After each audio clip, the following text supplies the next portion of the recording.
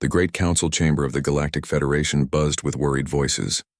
Representatives from 47 different species sat in their floating pods, all talking at once.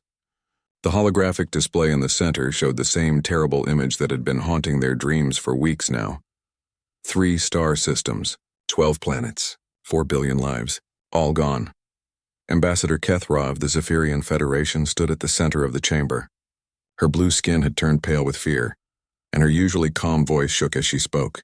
The Zephyrians were known across the galaxy for their peaceful ways and their amazing medical knowledge. They had never hurt anyone. They had never even built weapons. Now they were dying. "Honored delegates," Kethra said, her voice barely above a whisper. "The Void Reapers have taken our outer colonies. They are moving toward our core worlds. We have tried to run, but they follow us everywhere. They eat our people. They consume our planets. We need help." The chamber fell silent. Everyone knew about the Void Reapers. They were the monsters that parents used to scare children into behaving. They were the nightmare that no one wanted to face. The Reapers looked like giant insects mixed with machines. They worked as one mind, eating everything in their path. Whole civilizations had vanished when the Reapers found them. The Altarian delegate spoke first. "We understand your pain, Ambassador. The Altarian Republic can offer medical supplies and temporary shelter for refugees." Other voices joined in. The Centauri Collective offered old transport ships. The Vegan Alliance promised food supplies. The crystal beings from the Sirius sector offered to take some Zephyrian children to safety. But no one offered weapons. No one offered soldiers. No one offered to fight. Ambassador Kethra listened to each offer with growing despair. These gifts would help a few thousand people, maybe a few 100,000, but her people numbered in the billions. The Reapers were coming for all of them. "Thank you," she said when the offers stopped coming. "But we need more than supplies. We need someone to stand with us, to fight with us. The Reapers will not stop with our worlds. They will come for yours next." The chamber grew uncomfortable. The Thaxian representative cleared his throat. "The Thaxian Empire has strong defenses. We can protect our own borders. The Carillion systems have peace treaties with our neighbors," another voice added. "We cannot risk our people in foreign wars." One by one, every major power found reasons why they could not help. The truth was simple but ugly. No one wanted to face the Void Reapers. No one wanted to risk their own people for strangers. Ambassador Kethra felt her last hope dying. Her people would face extinction alone. She had one last option, but it seemed pointless. The newest members of the Federation. A young species from a small blue planet called Earth. Humans had only joined the Federation 50 years ago. Most species thought they were primitive and violent. They came from a world where they had spent thousands of years fighting each other. Their technology was basic. Their ships were simple. They had no great fleets or powerful weapons, but they were her last chance. The human representative was a woman named Sarah Martinez. She was small compared to most Federation delegates, with dark hair and brown eyes. She had been quiet during the whole meeting, just listening and taking notes. "Ambassador Martinez," Kethra said, turning to face the human. "Would humanity consider helping the Zephyrian Federation?" The chamber went quiet. A few delegates even laughed softly.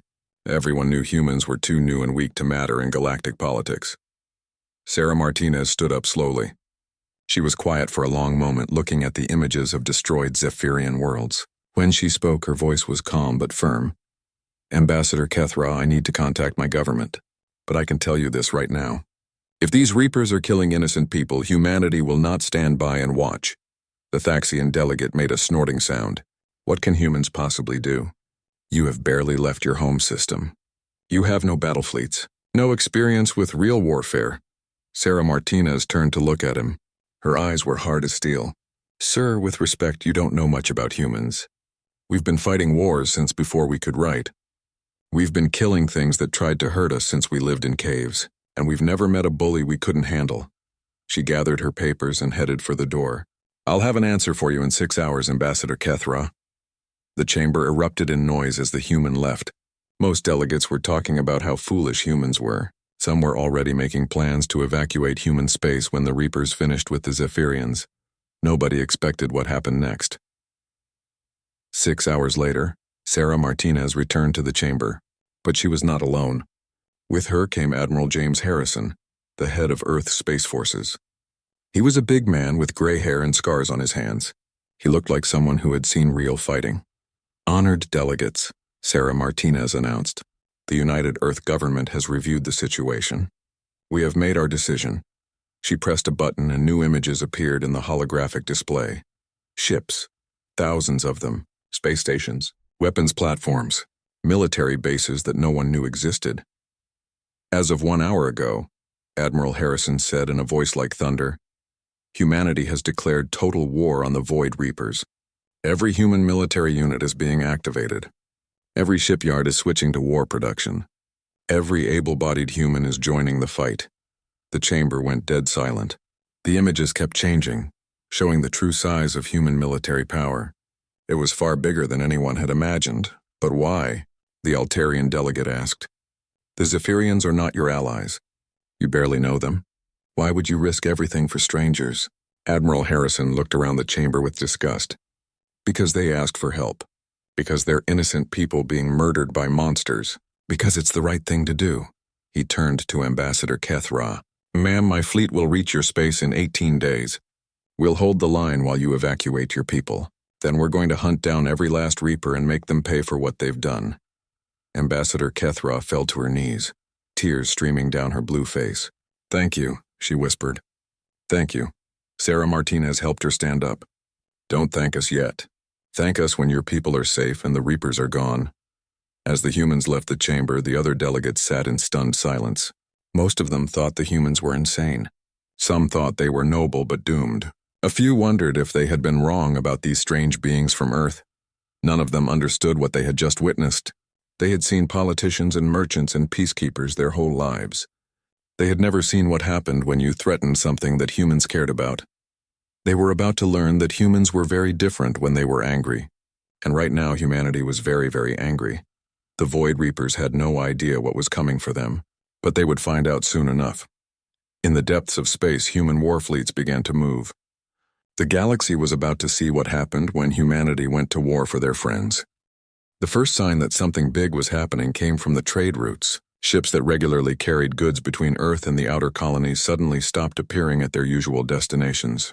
Cargo vessels that should have been delivering food and supplies simply vanished from space traffic. Captain Zex Tor of the Mercantile Guild was the first to investigate. His trade ship had been waiting 3 days for a human cargo hauler that never showed up. When he flew to the rendezvous point, he found something that made his blood run cold. Where there should have been empty space, there was a massive construction site. Hundreds of ships were building something enormous. But these were not the small human vessels he was used to seeing. These were warships, big ones. "Control tower," he called on his radio. "This is merchant vessel Star Trader requesting permission to approach construction site." The voice that answered was cold and professional. "Negative, Star Trader. This is a restricted military zone. Turn around immediately." Captain Zextor had been trading with humans for 20 years. He had never heard them sound like this before. They sounded like soldiers. Across human space, the same scene was playing out everywhere. Peaceful mining colonies were suddenly surrounded by defense platforms. Trading posts were being converted into supply depots. Civilian factories were retooling to build weapons and ammunition. On Earth itself, President Maria Santos stood in the war room deep under the capital city. The walls were covered with screens showing the mobilization effort. Numbers scrolled past faster than most beings could read them. "Status report," she said to General Patricia Kumar, her military commander. "Phase 1 complete, Madam President," the general replied. "All reserve units activated. All military personnel recalled from leave. Industrial conversion proceeding ahead of schedule." President Santos nodded. "And Phase 2? Already beginning. We're activating the hidden shipyards. The secret weapons programs are coming online. The defense platforms are powering up." On the screens, the numbers told an incredible story. In just 4 days, humanity had mobilized resources that other species thought would take years to organize. Factories that had been making household goods were now producing armor and weapons. Civilian ships were being converted into troop transports. But the most shocking thing was the scale of it. Intelligence reports from other species suggested humanity had maybe a few hundred warships. The reality was very different. From hidden bases in asteroid fields, massive battleships emerged. From apparently empty star systems, entire fleets appeared. Space stations that had been disguised as research facilities revealed themselves to be weapons platforms with enough firepower to level planets. Admiral Sarah Chen stood on the bridge of the HMS Revenge, humanity's newest and largest battleship. She watched as her fleet assembled in the outer system, 3,000 ships, and this was just the first wave. "Admiral," her communications officer called out, "we're receiving a transmission from the Galactic Federation Council. They're requesting a meeting." Admiral Chen smiled grimly. "Tell them we're busy. If they want to talk, they can call back after we've dealt with the Reapers." The Federation Council was indeed trying to contact humanity. The other species were starting to panic as they realized what humans were actually capable of. The Thaxian Empire had sent spy ships to observe human space. Those ships reported military preparations on a scale that defied belief. Ambassador Kethra sat in her temporary quarters on a Federation station, watching news feeds from human space. She could hardly believe what she was seeing. In less than a week, humanity had transformed from a peaceful trading partner into a military superpower. Her aide, a young Zephyrian named Velka, looked at the displays with wonder. "Ambassador, how did they hide all of this? Where did all these ships come from?" Kethra shook her head slowly. "I think we've been looking at humans all wrong. We thought they were a new species learning to live in peace. But they're not new to war. They're experts at it." On the screens, human warships continued to gather. Each one was bigger and more heavily armed than anything the Zephyrians had ever seen. But it was not just the size that impressed her. It was the speed. Other species needed months to prepare for minor conflicts. Humans had prepared for total war in less than a week. The transformation was not just military. On Earth and all human colonies, civilians were volunteering for war work in numbers that shocked even human leaders. Factories were running 24 hours a day. Shipyards were working so fast that new vessels were launched every few hours.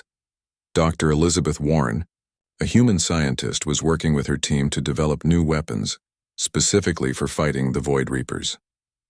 They had been studying intelligence reports about Reaper biology and technology. "The Reapers have never faced organized resistance," she explained to her team. "Every species they've encountered either ran away or fought them individually. They've never dealt with coordinated tactics." Her assistant looked worried. "But doctor, the reports say there are millions of them." "How can we possibly fight that many?" Dr. Warren smiled coldly. "Because we're not going to fight them fair. We're going to fight them smart, and we're going to fight them mean." The human mobilization was not just impressing allies. It was terrifying potential enemies. The Carillion systems, which had always looked down on humans, were suddenly very nervous. Intelligence reports suggested humans had been quietly building military strength for decades while everyone thought they were harmless traitors. Even more disturbing were the tactical analyses. Human battle doctrine was unlike anything other species used. Where most races focused on honor and tradition in warfare, humans focused on winning. Their tactics were unpredictable, brutal, and effective. General Kumar briefed President Santos on the Psychological Warfare Division. "Madam President, we've been studying Reaper communications. They've never encountered a species that fights back effectively. We think we can use that against them." "How?" the President asked. "Fear," the General replied simply. "The Reapers use terror as a weapon against other species. We're going to turn that around. We're going to make them afraid of us." Meanwhile, Admiral Chen was addressing her fleet commanders via hologram. Officers from 3,000 ships listened as she explained their mission. "Ladies and gentlemen, we're not just going to save the Zephyrians. We're going to send a message to the entire galaxy. When innocent people cry for help, humanity answers. When bullies think they can do whatever they want, humanity stops them." She paused and looked directly into the camera. "The Void Reapers think they're the scariest things in space. They're about to learn they're wrong. We're going to show them what happens when you threaten our friends." The fleet began to move. 3,000 human warships accompanied by supply vessels, troop transports, and mobile shipyards. It was the largest military force ever assembled by humanity. As they entered hyperspace, heading for Zephyrian space, the galaxy held its breath. Some species hoped the humans would succeed. Others feared what humans might become if they won. A few wondered if humanity had always been this powerful and had simply been hiding it. The Void Reapers, busy consuming their latest conquests, had no idea what was coming for them. They had never faced real opposition before. They had never met a species that specialized in violence. They were about to get an education in human warfare, and it was going to be very, very painful. The last Zephyrian stronghold was dying. Kepler's gate had once been a beautiful system. 3 green planets orbited a gentle yellow star, home to 12 billion Zephyrians. Now only one planet remained, and it was under siege. The Void Reaper fleet surrounded the planet like a cancer. 10,000 ships, each one a horrifying mix of metal and living tissue. They moved in perfect coordination, controlled by the collective mind that connected every Reaper. On the surface of the last planet, Zephyrian civilians huddled in underground shelters.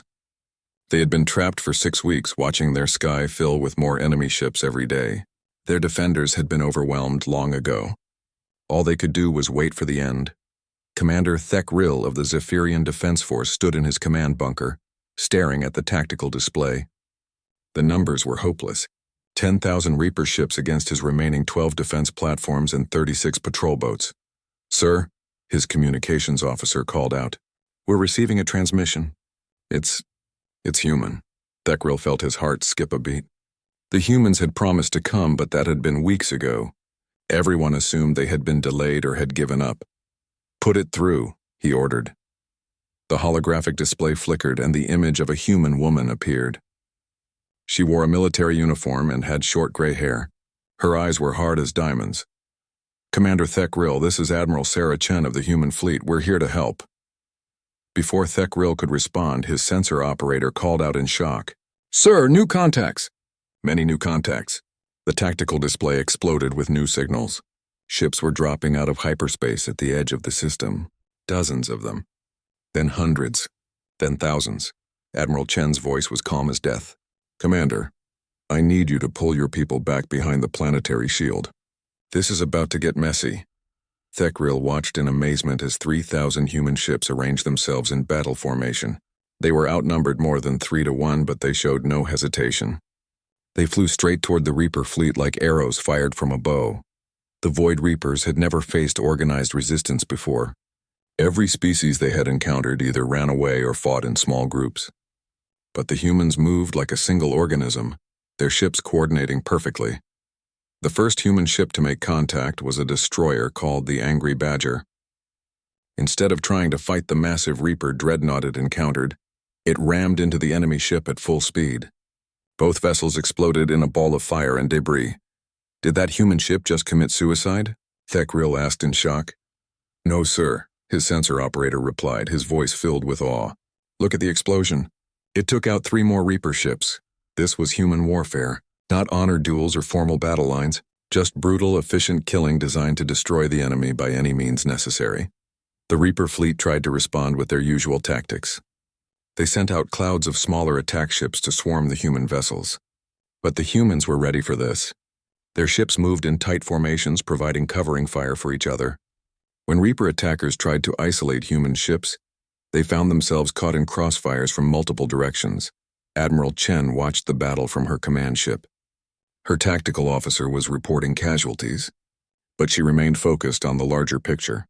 "Admiral, the Reapers are trying to break through our left flank," the officer reported. "Let them," Chen replied calmly. "When they commit to the attack, spring the trap." What the Reapers thought was a weak point in the human line was actually a carefully prepared killing ground.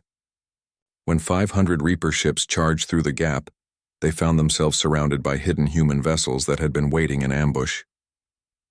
The slaughter was incredible. Human ships emerged from behind asteroids and disabled satellites, pouring fire into the trapped Reapers from all sides. In 10 minutes, the Reaper attack force was completely destroyed, but the humans were not finished. They had studied Reaper tactics and biology for months, preparing for this moment. They knew the Reapers' weaknesses. Captain Maria Santos of the human marine transport ship Semper Fi led the most dangerous part of the assault. While the space battle raged around them, her ship and 50 others approached the largest Reaper vessels. "Remember," she told her Marines over the comm system, "Reapers are tough, but they're not used to fighting inside their own ships. Get aboard, find the control centers, and shut them down." The human Marines wore heavy armor and carried weapons designed specifically for fighting Reapers. As their boarding ships attached to enemy hulls, they cut their way inside with plasma torches and explosives. The Reapers inside the ships were expecting easy prey. They had never faced human soldiers before. They learned quickly that humans were very different from other species. When a Reaper warrior tried to intimidate the Marines with its horrifying appearance, the humans just shot it and moved on. When Reapers tried to swarm human positions, they ran into disciplined fire teams that had trained for exactly this situation. Sergeant Mike Rodriguez kicked down a door and found himself face to face with a Reaper control node. The creature was 3 times his size and covered in sharp claws and teeth. "Hey, ugly," he said, raising his rifle. "This is for the Zephyrians." The firefight that followed was brutal and short. The Reaper died and its ship went dark. Across the battlefield, the same scene played out dozens of times. Human Marines fought their way through Reaper ships, destroying control systems and killing crew members. Ships that had been terrorizing the galaxy for centuries were disabled by boarding parties of angry humans. The Reaper Overmind, the collective consciousness that controlled the fleet, was experiencing something it had never felt before: confusion. Its ships were being destroyed faster than it could replace them. Its warriors were being outfought by creatures it had considered primitive. Worse, the humans were not fighting like other species. They did not retreat when wounded. They did not surrender when outnumbered. They just kept fighting with a determination that the Overmind found disturbing. When the Reapers deployed their terror weapon, a bioelectric pulse that drove most species insane with fear, the humans barely noticed. A few soldiers stumbled, but they kept fighting. Fear was something humans had learned to master long ago. Commander Thek Rill watched the battle from his bunker, hardly believing what he was seeing. The humans were not just fighting the Reapers. They were winning. Ships that had seemed invincible were being torn apart by human weapons. Reaper formations that had destroyed entire fleets were being scattered and destroyed. "Sir," his communications officer said, "Admiral Chen is requesting permission to land ground troops." Thek Rill was confused. Ground troops? Why? The answer came when he looked at his sensors. The human fleet had not just driven off the Reapers. They had captured several enemy ships intact. They were already beginning to study Reaper technology. Admiral Chen's voice came through the comm system again. "Commander, we're going to make sure this never happens again. We're going to hunt down every last Reaper nest and destroy them all." The first battle was over. Of the 10,000 Reaper ships that had attacked Kepler's Gate, less than 2,000 escaped. The human fleet had lost 800 ships, but they had saved the Zephyrian planet and proven something important. The Void Reapers were not invincible. They could be beaten, and humanity had just shown the galaxy how to do it. The survivors of the Reaper fleet fled into deep space, carrying news of their defeat back to the Overmind. For the first time in their existence, the Reapers had met a species that was more dangerous than they were. The war was just beginning, but the balance of power had already shifted. The hunters had become the hunted. News of the Battle of Kepler's Gate spread across the galaxy like wildfire. For the first time in recorded history, someone had defeated a major Void Reaper fleet. The impossible had happened, and everyone wanted to know how. On the Federation Council Station, emergency sessions were being held around the clock. Representatives from every major species gathered to watch recordings of the battle. The images were hard to believe. "Run it again," demanded the Thaxian delegate, his voice shaking. "Show me the part where they ram the dreadnought." The holographic display showed the human destroyer Angry Badger, flying straight into a Reaper ship 10 times its size. The explosion destroyed both vessels and damaged 3 others nearby. They sacrificed themselves to take out one enemy ship. The Altarian representative whispered, "Who does that?" Ambassador Keth Ra stood at the center of the council chamber. Her blue skin was brighter than it had been in months. For the first time since the Reaper attacks began, she had hope. "Honored delegates," she said, her voice strong and clear. "The humans have done what we all thought was impossible. They have beaten the Reapers in open battle. Perhaps now you will reconsider your positions on military aid." But the response was not what she expected. Instead of offering help, most species began looking for ways to distance themselves from the conflict. The Carillion delegate spoke first. "The Carillion systems congratulate humanity on their victory. However, we maintain our position of neutrality. This is not our war." One by one, the other species agreed. They praised human courage, but they would not risk their own people. Some even suggested that humanity had made things worse by attacking the Reapers directly. "Now the Reapers will be angry," the Centauri representative said. "They will strike back harder than before." Ambassador Kethra felt her hope turning to disgust. Even after seeing proof that the Reapers could be beaten, the galaxy's leaders were still cowards. But humanity did not need their help. In the ruins of the Reaper fleet at Kepler's Gate, human scientists were conducting the most important research in galactic history. They had captured 3 Reaper ships intact and were taking them apart piece by piece. Dr. Elizabeth Warren led the research team aboard the captured vessel Specimen Alpha. The inside of a Reaper ship was a nightmare of twisted metal and living tissue. Everything pulsed with an alien heartbeat. The entire ship is alive, she explained to her team over the comm system. It's not just a machine. It's a creature that has been turned into a weapon. Her assistant, Dr. James Park, was examining a Reaper control node. Doctor, look at this. The neural pathways are connected to some kind of quantum communication system. Dr. Warren moved closer to examine the alien technology. That's how they coordinate. They're all connected to one central mind. This discovery was crucial. If all Reapers were connected to one collective consciousness, then that consciousness could be attacked directly. Meanwhile, Admiral Chen was planning the next phase of the war. Her fleet had grown to 5,000 ships as more human vessels arrived from Earth. But she was not interested in just defending anymore. We're going on the offensive, she announced to her commanders. The Reapers have been bullying the galaxy for too long. It's time someone taught them a lesson. The human fleet divided into smaller groups and began hunting Reaper forces throughout the region. Every Reaper nest, every staging area, every supply depot became a target. The Reapers tried to retreat to safer areas, but they discovered that humans were very good at tracking their enemies. Human scout ships followed Reaper survivors back to their hidden bases. Human intelligence teams studied captured Reaper communications. Captain Lisa Rodriguez commanded the human strike force that hit the Reaper supply depot in the Vega system. Her 12 ships faced off against 50 Reaper vessels. But the humans had advantages the Reapers did not understand. Remember, she told her pilots, they expect us to fight fair. They expect us to follow their rules. We're not going to do that. The human ships attacked from multiple directions at once using hit-and-run tactics that confused the Reaper defenders. When the Reapers tried to coordinate their response, they found that human jamming equipment was disrupting their communications. The attack lasted only 2 hours. When it was over, the Reaper depot was destroyed and their supply ships were burning in space.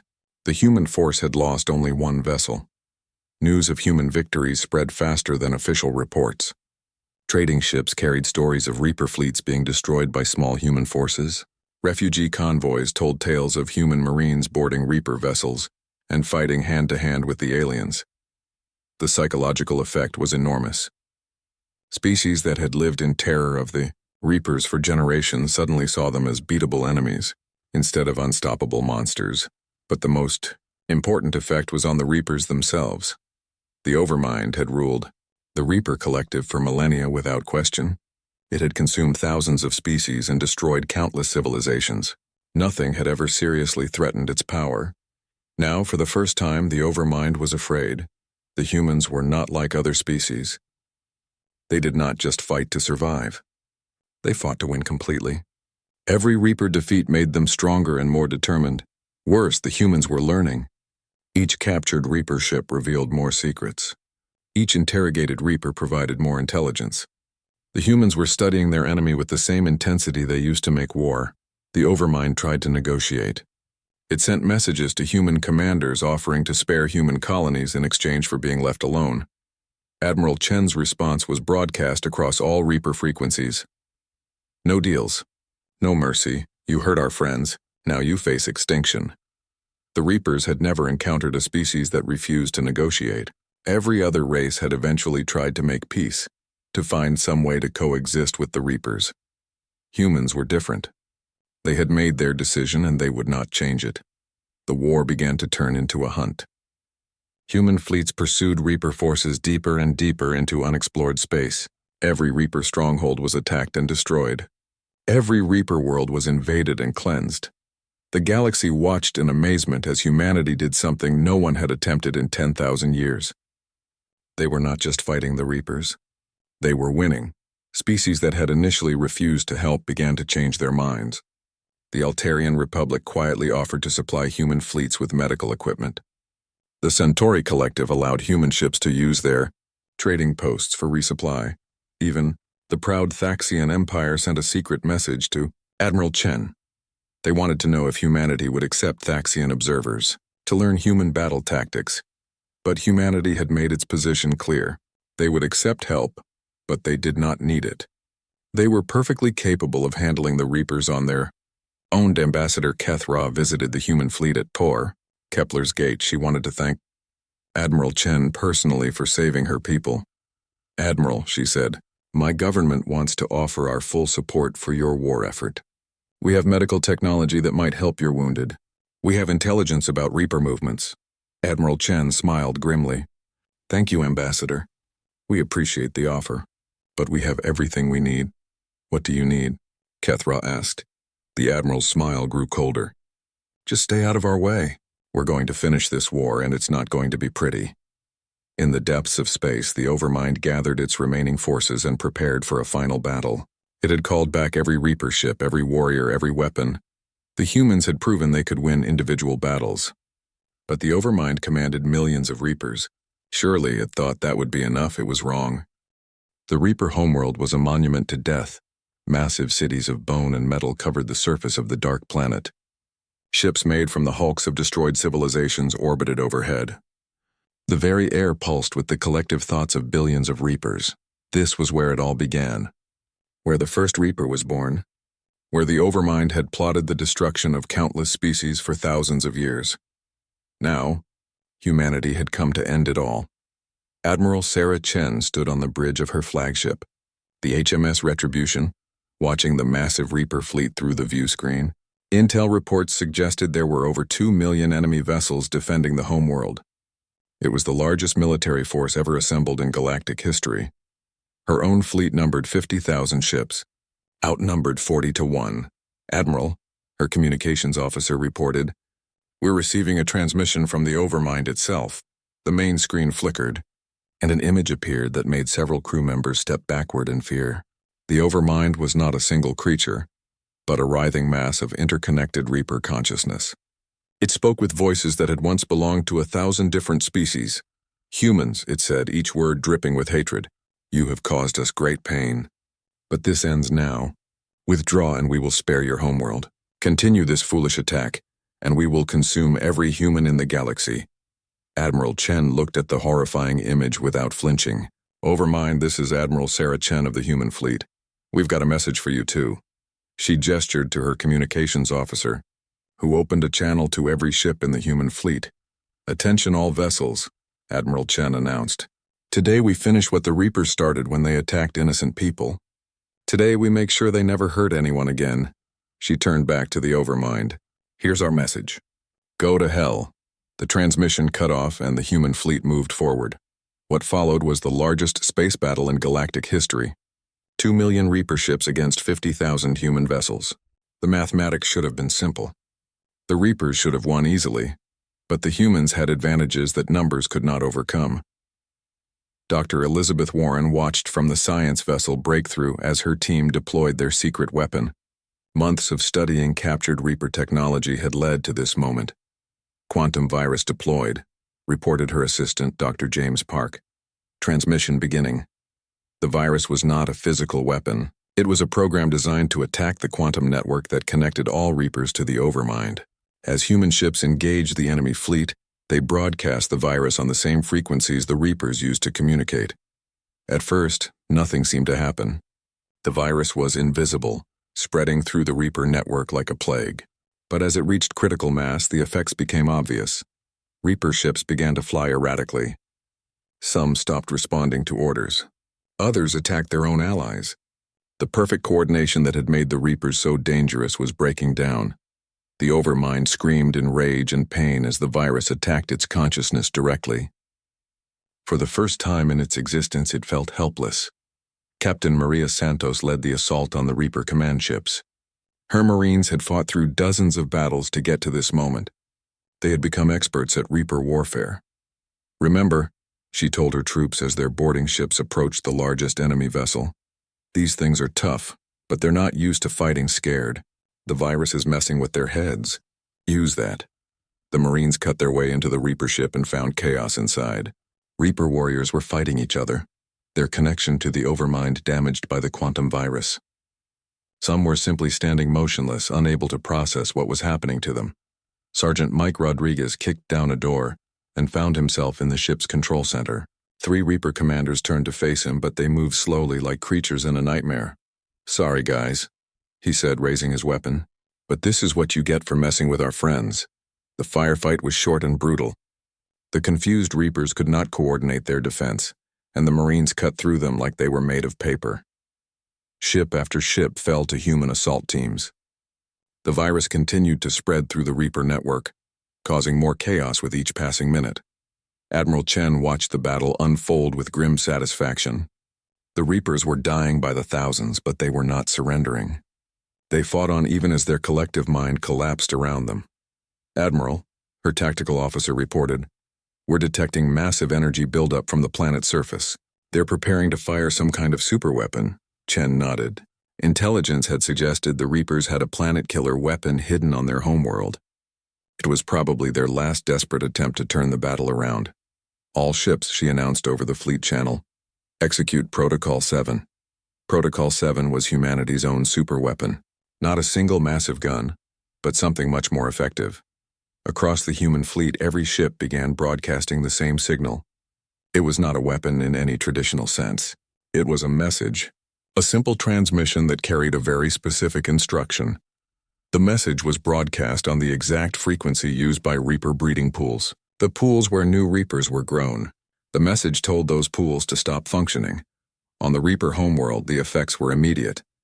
Breeding facilities that had operated for millennia suddenly went dark. The next generation of Reapers died before they could be born. The Overmind felt its future disappearing. Not just defeat in this battle, but the end of its entire species. It tried one last desperate gambit. Using the last of its power, it sent a signal to every Reaper in the galaxy. Not orders to fight, but something else entirely. A plea for mercy. The signal was broadcast on all frequencies, reaching every ship and every planet in known space. The Overmind, which had never shown mercy to anyone, was begging for its life. Admiral Chen received the transmission on her command ship. The message was pathetic and desperate. The Overmind promised to leave the galaxy forever. It offered to surrender all Reaper technology. It even offered to serve humanity as slaves. Chen listened to the entire message without expression. When it was finished, she opened a channel to the entire galaxy. "This is Admiral Sarah Chen of the human fleet," she announced. 3 months ago, the Zephyrians sent out a plea for help just like this one. They were innocent people being murdered by monsters. Most of you ignored their cries." She paused, looking directly into the camera. "Today, the monsters are begging for mercy, but monsters don't deserve mercy. They deserve extinction." She turned to her weapons officer. "Fire all guns." The human fleet opened fire with everything they had. Plasma cannons, missile batteries, particle beams, and weapons that had no names. The combined firepower of 50,000 ships focused on the Reaper homeworld. The planet's surface erupted in fire. Cities that had stood for millennia vanished in seconds. The orbital stations were reduced to debris. The Reaper fleet tried to protect their homeworld, but they were overwhelmed by the sheer volume of human fire. The Overmind's final scream echoed across the galaxy as its consciousness was destroyed. The quantum network that had connected all Reapers collapsed, leaving millions of individual creatures confused and helpless. Without the Overmind to guide them, the remaining Reapers were just animals. Dangerous animals, but animals nonetheless. Human forces hunted them down systematically, ship by ship, until none remained. The war was over. In the aftermath, the galaxy struggled to understand what had happened. The Void Reapers, the terror that had haunted space for thousands of years, were gone. Completely extinct. Humanity had accomplished something that the combined forces of the galaxy had never even attempted. They had not just defeated the Reapers, they had erased them from existence.